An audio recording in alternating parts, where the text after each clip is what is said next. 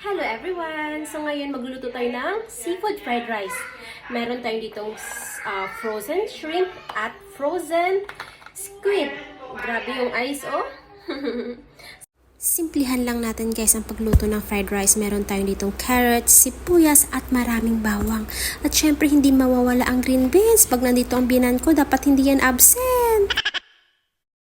Una guys is nagprito ako ng itlog at ilalagay natin yan sa pinakalas pagluto na yung fried rice. So naglagay ako ng butter dyan at bawang.